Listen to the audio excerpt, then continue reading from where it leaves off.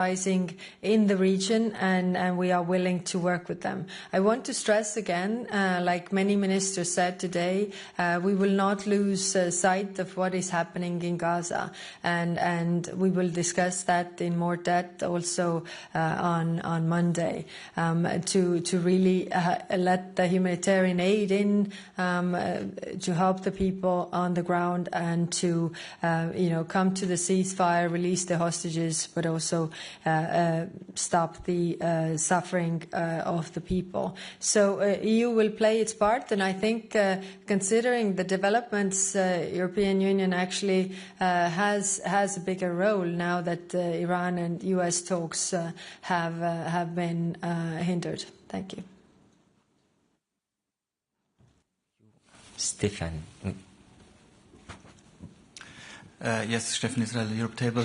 Isn't the EU sending in a way mixed signals, or showing also its division when we have on the one hand the Commission President insisting on Israel's right to self-defense, looking at Iran, and then secondly, was the association agreement revision a topic today, and can you tell us where you are with this revision? Thank you. Yes.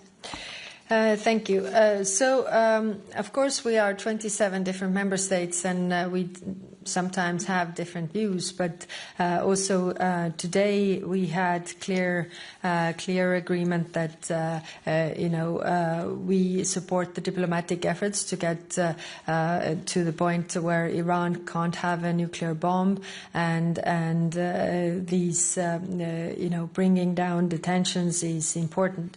When it comes to the association agreement, the Article 2 review, then it's ongoing, and this will be discussed on Monday, so we didn't discuss it today. Thank you. Jorge. Hello, Jorge Liboreiro with Euronews. High Representative, I want to ask you about two things that Donald Trump said in the recent hours. First, he said that he wants a real deal with Iran giving up entirely its nuclear program. Do you agree with this assessment that Iran should also give up its nuclear program for civilian purposes? And second, Donald Trump, he suggested that the U.S. could get involved in the conflict. Do you see America's potential involvement as a positive or negative step in the de-escalation? Thank you. Thank you. Of course, United States will speak for itself when it comes to their steps.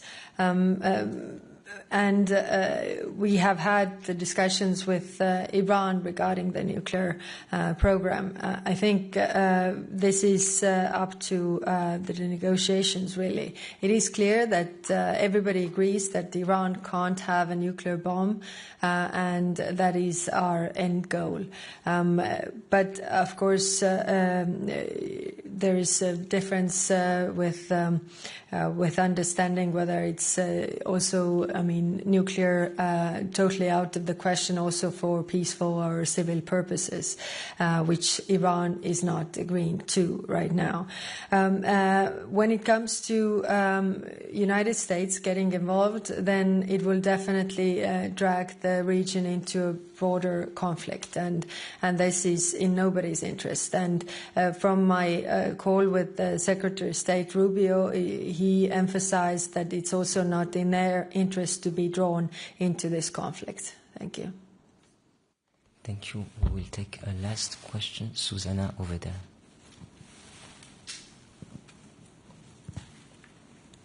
Thank you. Susana Freixas, SIC Expresso, Portugal.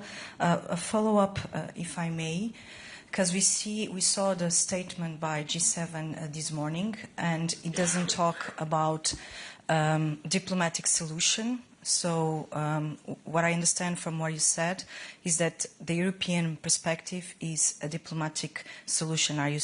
In this case, are you getting some distance from what was said in the G7? And we don't see Israel or Iran for what it matters, to be willing to stop this conflict or to this war.